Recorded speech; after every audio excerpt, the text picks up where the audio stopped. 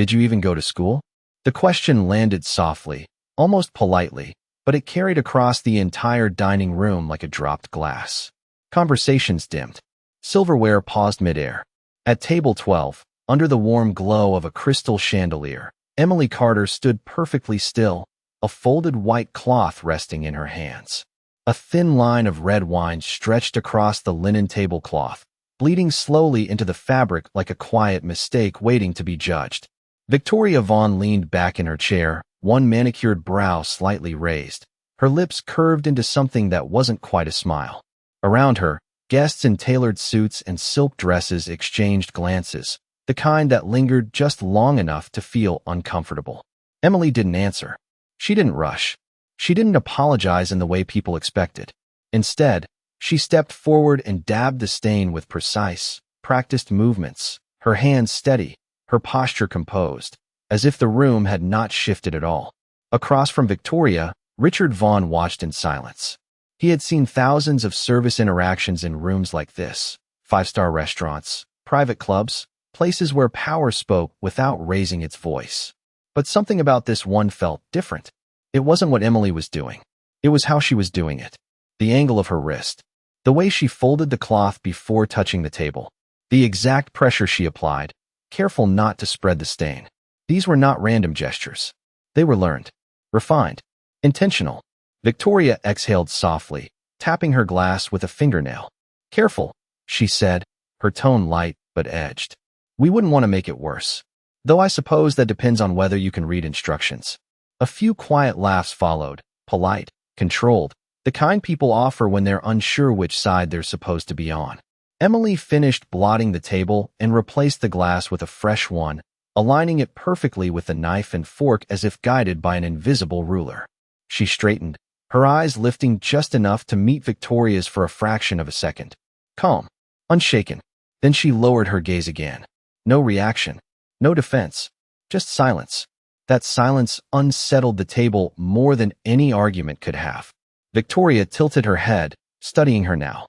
"Tell me," she continued, louder this time, ensuring the neighboring tables could hear. "Do you actually understand what you're serving, or do you just memorize the shapes of the words?" The room tightened. Someone shifted in their seat. A waiter in the distance paused mid-step. Emily turned slightly, reaching for the leather-bound order pad tucked neatly at her waist. Her fingers brushed the edge of it, then stopped. Not hesitation. Consideration. Richard noticed that too. He leaned back, his gaze sharpening, curiosity replacing indifference. There was something beneath the surface here, something Victoria hadn't seen. Emily closed her hand around the pad, her expression unchanged, her voice still absent. And for the first time since the question was asked, the room realized something subtle but undeniable. She wasn't avoiding the answer. She was choosing when to give it. Emily Carter did not speak right away because she did not need to. The room was already listening. She opened the leather-bound pad slowly, not with hesitation, but with intention, as if every movement had been measured long before this moment. The faint scratch of paper against paper seemed louder than it should have, amplified by the silence that had settled over table 12. Victoria Vaughn leaned forward slightly, her fingers laced together, her expression sharpening with curiosity disguised as amusement. She expected a mistake. She expected stalling. She expected the small collapse that usually followed pressure. Instead, Emily reached into the inner pocket of her apron and pulled out a slim pen, black with a worn silver clip. It was not the standard restaurant pen. It was heavier, balanced, used. Richard noticed that too. His eyes narrowed just enough to signal interest. Emily placed the pad flat against the table, right beside the freshly replaced glass, aligning it perfectly with the edge as though the table itself had given her instructions. Then she began to write. Not quickly, not nervously, deliberately. Each stroke clean, each letter formed with a precision that felt almost practiced beyond necessity. Victoria watched, her smile holding, but only just. 10 seconds passed. Then 20. No one spoke. Even the background music, soft jazz drifting from hidden speakers, seemed to fade into something distant. Emily finished the first line and turned the pad slightly, angling it toward Victoria without sliding it across the table. A subtle gesture. An invitation, not a presentation. "Your order," she said quietly, her voice even, controlled, untouched by the weight of the moment. It was the first time she had spoken since the question. Victoria glanced down, expecting something simple, perhaps a standard rewrite of the menu item she had just exaggerated for effect. But what she saw did not match that expectation. The words were not just written. They were structured, layered. The dish description had been translated into formal French culinary terminology, not the simplified version printed on the menu, but the original phrasing used in classical kitchens. Beneath it, in smaller script, were precise notations indicating preparation variations, wine pairing adjustments, and temperature timing, all written in a style that only someone deeply familiar with fine dining systems would recognize. Victoria's fingers paused just above the page. The smile did not disappear, but it no longer led the moment. It followed it. Richard leaned slightly forward now, his attention fully engaged. He did not look at Victoria. He looked at Emily. Because what had just happened was not loud. It was not confrontational. It was something else entirely. Something controlled. Something exact. Emily lifted her gaze, meeting Victoria's eyes again, but only briefly. There was a small inconsistency in the way you phrased the order, she added, her tone still calm, almost gentle. I clarified it for the kitchen. No accusation. No correction. Just a statement. And somehow, that made it sharper. A man at the neighboring table shifted in his seat, pretending to adjust his napkin, though his eyes remained fixed on the exchange. The energy in the room had changed. It was no longer about a waitress being questioned. It was about a question that had just been answered without being directly addressed. Victoria exhaled softly, her fingers finally touching the page, tracing the lines as if searching for something she could still control. But the room had already decided. Not with words. With silence. Victoria Vaughn did not look up immediately because looking up would have meant acknowledging something had shifted, and she was not ready to surrender control that easily. So instead, she let her eyes move slowly across the page again, as if repetition might reveal a flaw that had not been there before, but the ink remained steady, the structure remained precise, and the meaning remained unmistakably clear. There was no mistake to find, only something she did not fully understand, and that realization settled quietly beneath her composed exterior like a crack forming under polished glass. This is detailed, she said at last.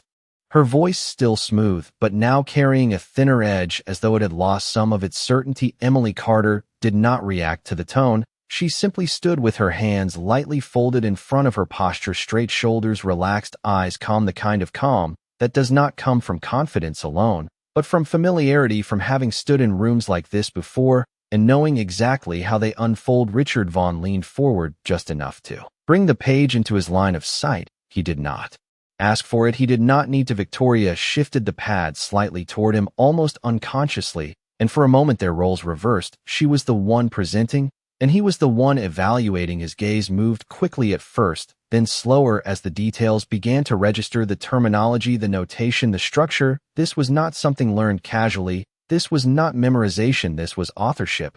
You wrote this yourself just now, he said, not as a question, but as a confirmation. Emily inclined her head slightly.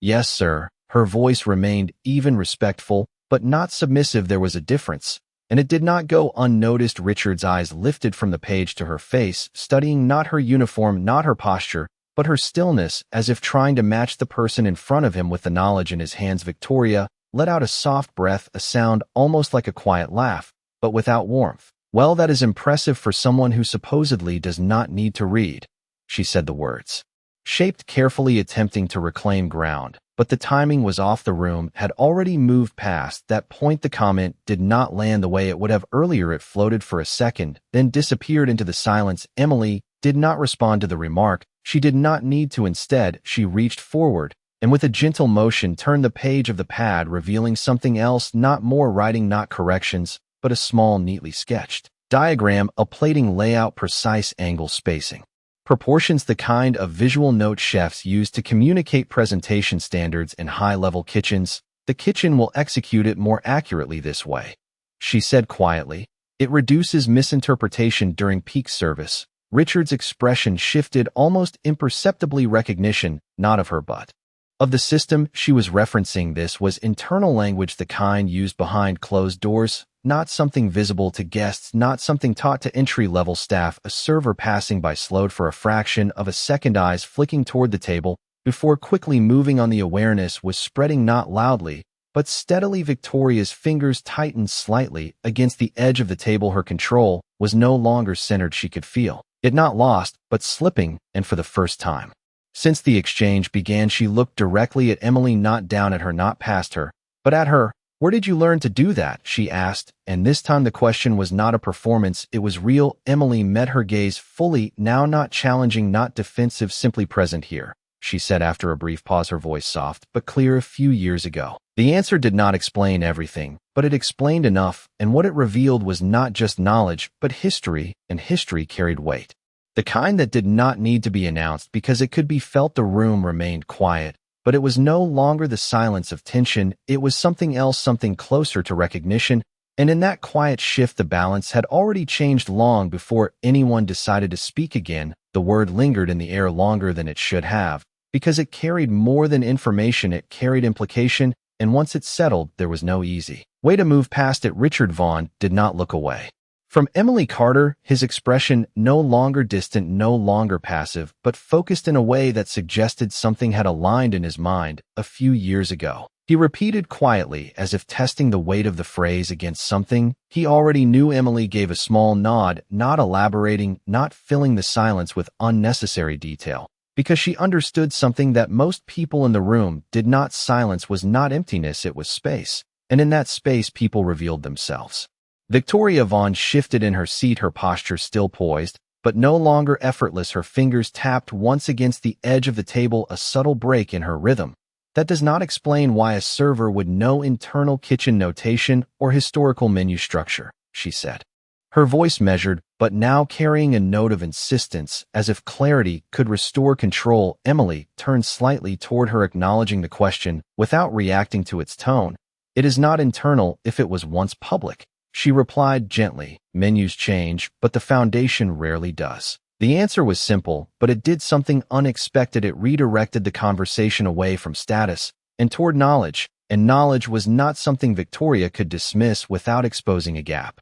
Richard's gaze sharpened further. He leaned back slowly, his fingers steepled in front of him, a habit of someone used to evaluating decisions worth millions of dollars. "You said you wrote that," he said, referring to the notes on the page. "When exactly?" Emily's eyes lowered briefly, not in avoidance, but in recall. 3 years ago," she said, "before the winter revision." The timing landed with quiet precision. Richard's expression shifted again, not surprise, not confusion, but recognition, the kind that comes when a missing piece finally clicks into place. He glanced toward the far end of the dining room, where the open kitchen cast a soft golden light across polished steel surfaces, then back at Emily.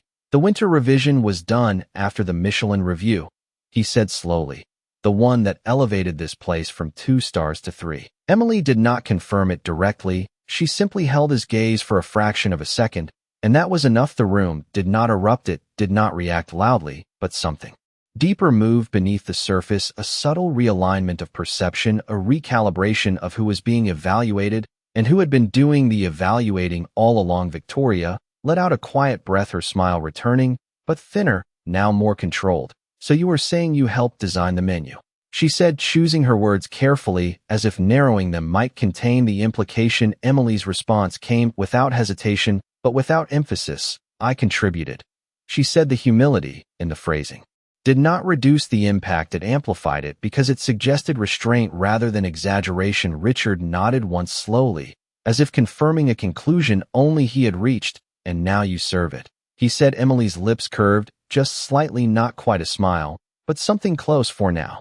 she answered. The phrase settled into the room with a different kind of weight, not defensive, not apologetic, but open, as if it carried more beyond what was said, a future not yet revealed, a past not fully explained. And in that moment, the roles at table 12 were no longer defined by titles or appearances, they were defined by understanding, and the person who understood the most had not raised her voice once. For now, the words stayed in the air longer than anything else that had been said at the table, because they did not close the conversation, they opened something, and Richard Vaughn felt it immediately.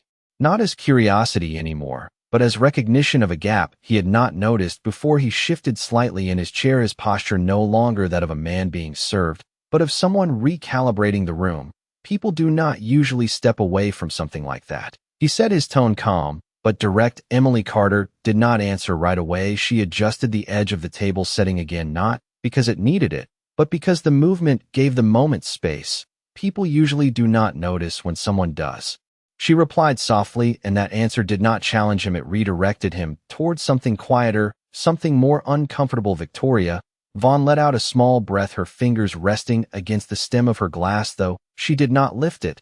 That still does not explain why you are here instead of somewhere that actually uses those skills, she said, the sharpness returning, but thinner now, less certain. Emily turned her gaze to the table for a fraction of a second, then back up, not avoiding, not confronting, simply steady. Sometimes where you are is not where you chose to be, she said, and sometimes it is exactly where you need to be for a while. The phrasing was simple, but it carried weight, not defensive, not dramatic, just true, and truth did something different in a room like this. It did not need volume to be heard. Richard watched her more closely, now not the uniform, not the role, but the restraint, the way she answered without filling space, without trying to prove anything. You said you contributed to the menu before the Michelin review. He continued. That means you were part of the team that changed this place. Emily gave a small nod again, minimal movement, maximum clarity. Yes, sir. Richard glanced around the room briefly at the polished surfaces, the controlled lighting, the quiet precision of service. Everything that had once felt standard now carried a different context. Then you helped build the standard everyone here is trying to live up to, he said. Emily did not smile. She did not react outwardly, but something in her eyes shifted. Not pride, not validation, just acknowledgement. Standards are not owned, she said, they are maintained. The sentence settled deeper than the others, not because it was louder, but because it was sharper. Victoria's hand tightened slightly around her glass. She set it down carefully, the faint sound against the table marking the moment.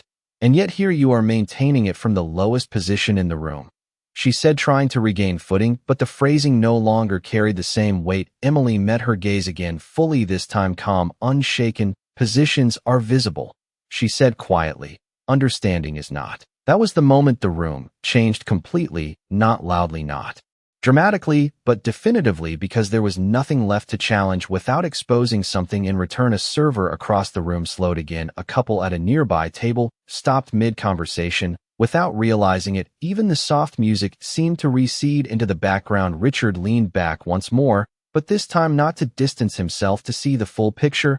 And what he saw was no longer a waitress being questioned. It was a standard being demonstrated in real time, without permission, without announcement, and without apology. And for the first time since the evening began, he realized something simple and absolute. The most qualified person at the table had never needed to say it out loud. No one at table 12 spoke for several seconds, and in that silence something subtle but undeniable took shape. Not tension, not conflict, but clarity, the kind that does not arrive all at once, but settles piece by piece until it can no longer be ignored. Richard Vaughn exhaled slowly, his fingers relaxing from their steepled position as he looked at Emily Carter, not as part of the service, not as part of the setting, but as the only variable in the room he had not accounted for. How long have you been back here? He asked, his voice quieter, now not demanding, not probing, simply seeking alignment with something he had just begun to understand. Emily did not rush to answer. She adjusted the position of the pen on her order pad, aligning it parallel to the edge before lifting her gaze again. 8 months. She said the number was small compared to the weight of what it implied. 8 months of silence, 8 months of observation, 8 months of maintaining a standard without recognition. Richard nodded, once absorbing it not as information, but as context. His eyes moved briefly across the dining room again, taking in details that now felt different.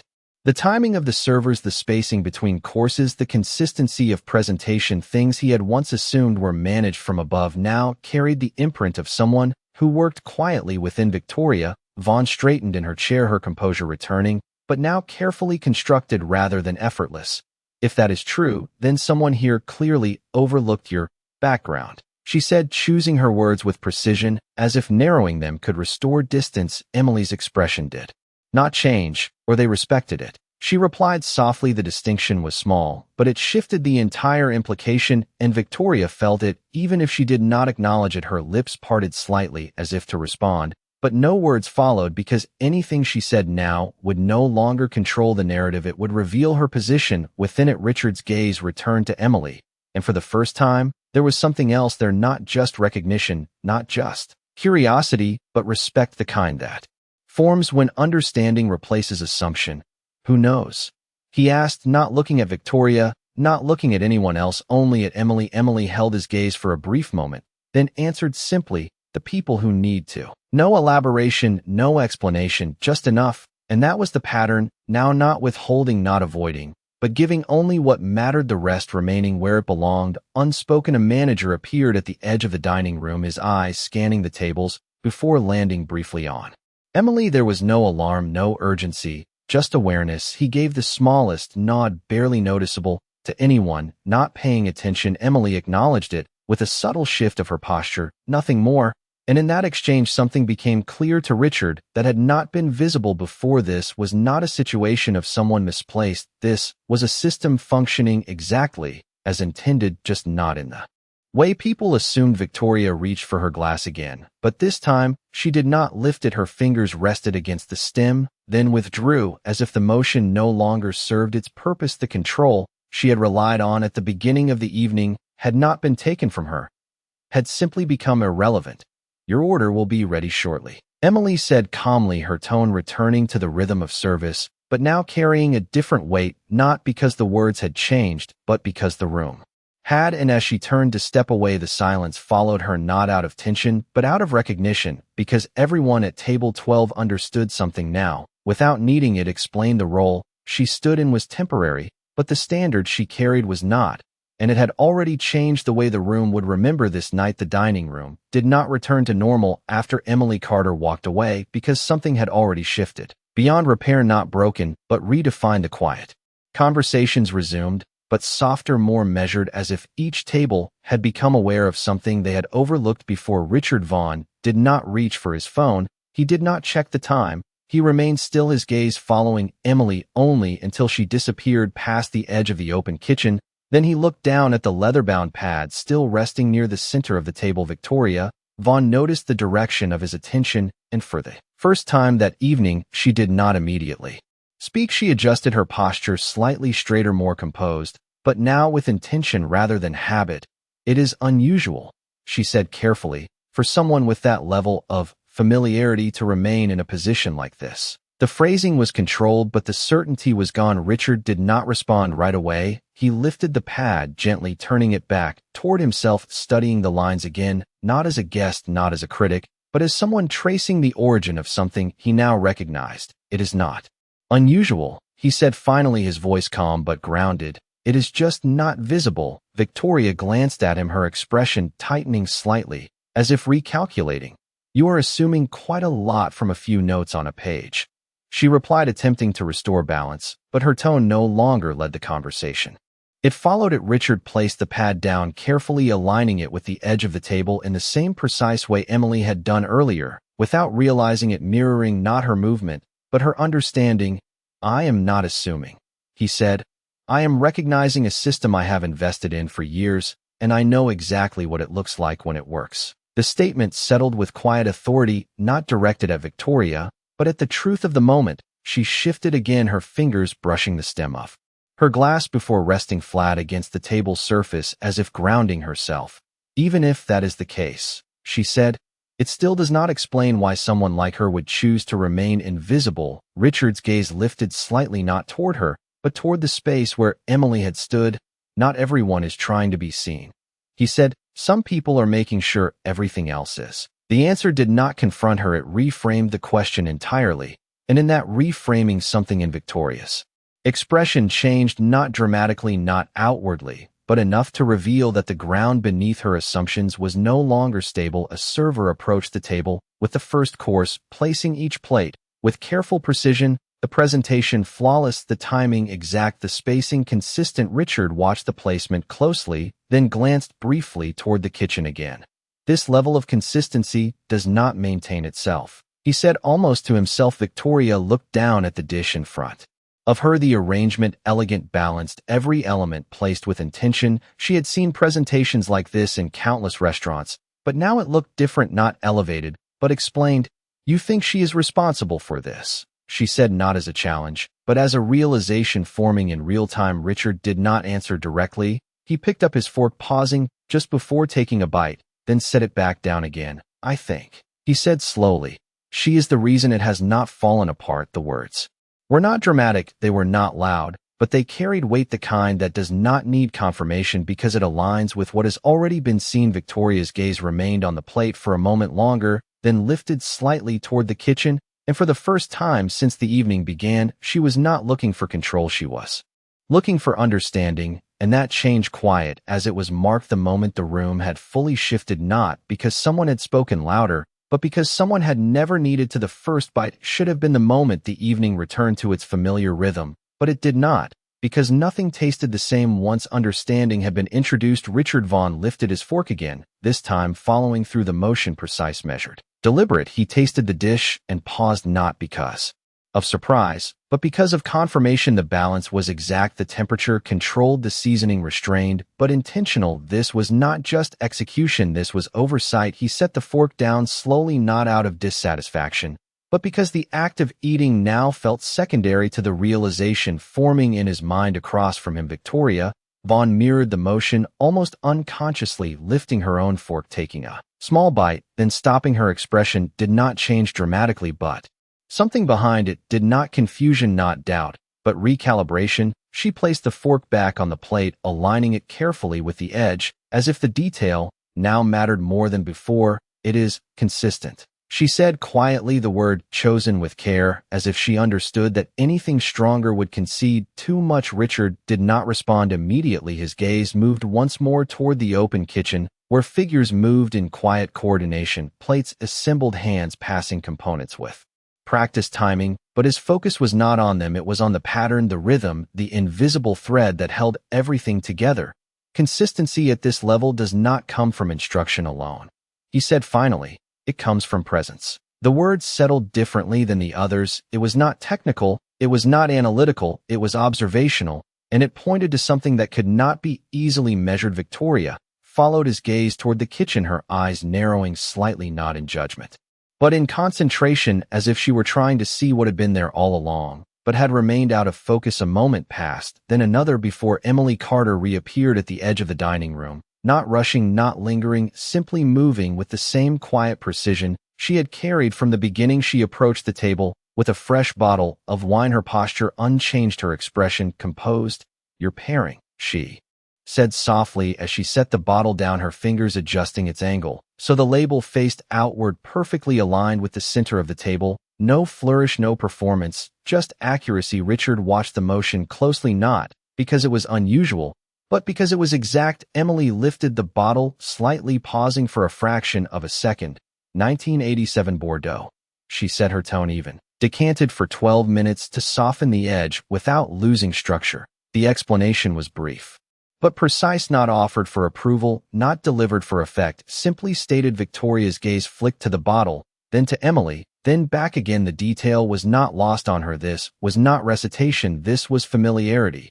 You anticipated that pairing earlier, she said quietly, the words less sharp, now more reflective. Emily gave a small nod.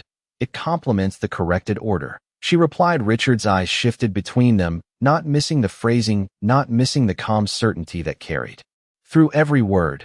You corrected more than the order, he said. Emily met his gaze for a brief moment, her expression unchanged. I clarified it, she said, and again the distinction mattered more than the statement. The room held that silence once more, but it was no longer uncomfortable. It was not waiting for something to happen, it was acknowledging that something already had. Victoria's fingers rested lightly against the edge of her glass, but she did not lift it this time. She did not need the gesture to anchor herself, because the need for control had been replaced by something quieter, something more difficult to admit. She looked at Emily not as a server, not as a position, but as a presence, and in that shift the question she had asked at the beginning of the evening no longer held meaning, not because it had been answered directly, but because it had been rendered irrelevant without a single word raised above a calm, steady tone. The table remained quiet even as the evening moved forward.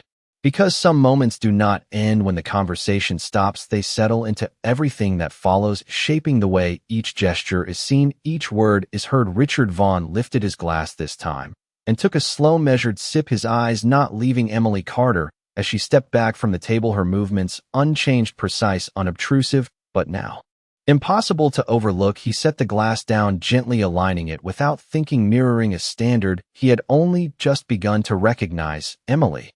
He said her name for the first time, not as a call for service, but as acknowledgement. She paused, not turning immediately, giving the moment space before facing him again. Yes, sir. Her voice remained even the same calm tone that had carried through the entire evening, but now it was received differently, not as part of the background, but as the center of it. Richard studied her for a brief second longer, then spoke, not loudly, not dramatically, but with a clarity that carried across the table. If you walked out of this room tonight, this place would still function, he said, but it would not be the same. The statement did not ask for confirmation. It did not seek agreement. It simply placed the truth where it could be seen. Emily held his gaze for a fraction of a second, then gave a small nod, not in agreement, but in acknowledgement of the observation. Systems adjust, she said softly. Standards either hold or they fade. The answer did not elevate her. It did not diminish the room. It defined the difference between them. Victoria Vaughn sat still, her hands resting lightly against the table, no longer reaching for control, no longer searching for position. She looked at Emily fully now, without the filter she had carried at the beginning of the evening. I misjudged you. She said the words quiet, but clear, not forced, not performed, simply stated. The admission did not change the past, but it shifted the present. Emily did not react with satisfaction. She did not soften. She did not step forward. She simply accepted the words as they were. You judged what was visible, she replied gently. Most people do. There was no accusation in the sentence, no edge, only clarity, and that made it land more deeply than any correction could have. Richard leaned back slightly, his posture relaxed now, but not distant. The evaluation was complete, the conclusion already formed. Visibility is a poor measure of value, he said almost to himself, but the words carried enough weight to settle over the table like a final note. Emily inclined her head once more. It often is, she said. Then she stepped back, not abruptly, not ceremonially, just a continuation of the same quiet rhythm she had maintained from the beginning of the night. She turned and moved toward the next table, her presence folding seamlessly back into the flow of the room, but leaving something behind, not attention, not spectacle, but a standard that could not be unseen. Victoria watched her go, not with resistance, not with judgment, but with recognition, the kind that arrives too late to change what was said, but just in time to understand it. Richard reached for his fork again, this time without hesitation, and as the evening resumed its outward calm, the room carried a different weight, one that did not need to be spoken, because everyone who had witnessed it understood something simple and lasting. The loudest assumptions had fallen apart without a single raised voice, and the quietest person in the room had never needed one.